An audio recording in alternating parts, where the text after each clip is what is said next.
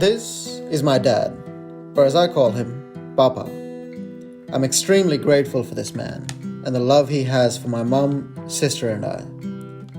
As far as fathers go, I feel like I lucked out on one that would do anything to put a smile on our faces.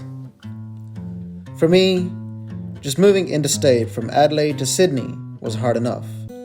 So imagine what my parents must have gone through to migrate to a country where they knew no one, all for the sake of their kids. This was our long-awaited trip to Sydney during the first year of our life in Australia, when we were still living together.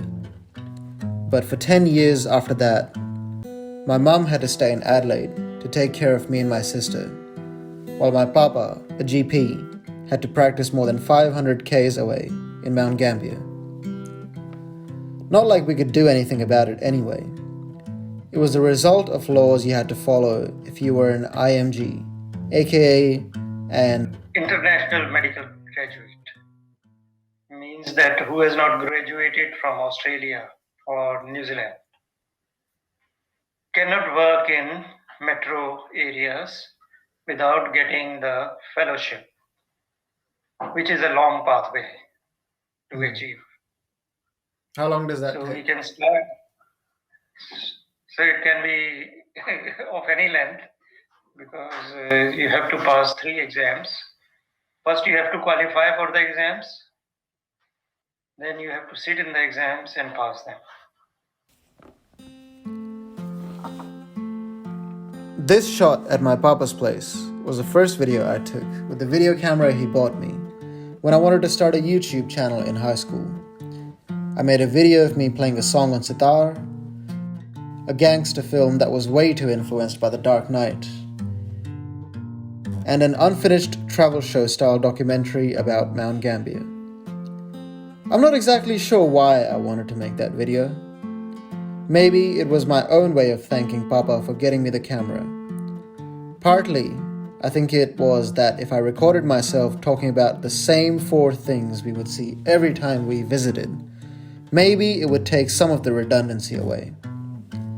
In hindsight, I regret being the annoying high schooler I was, complaining about how I could have been going to parties instead of Mum taking my sister and I on the long bus trip to boring old Mount Gambier. Mum didn't really care for the 4 tourist spots. It was Dad who was the main attraction. And for him, we were like the carnival that swept through the town every 3 months. I feel like karma from my teenage years has finally caught up with me, because FaceTiming my family is one of the few things that are actually keeping me sane during this lockdown.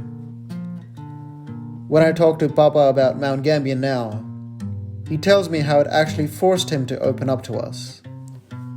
This in turn has helped me to be someone who isn't afraid to express himself and be vulnerable.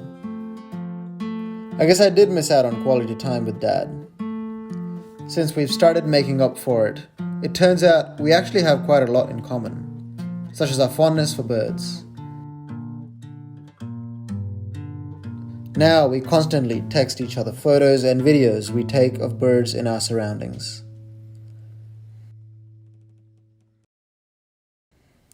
Thankfully, last year, Papa was able to pass the last of his exams and move back to Adelaide to live with Mum and my sister. I had moved out by then, but at least I was able to go see him whenever I wanted. I only got a year of Adelaide Dad, aka Dadelaide, before moving here. I'm looking forward to hanging out with him much more when the lockdown is over.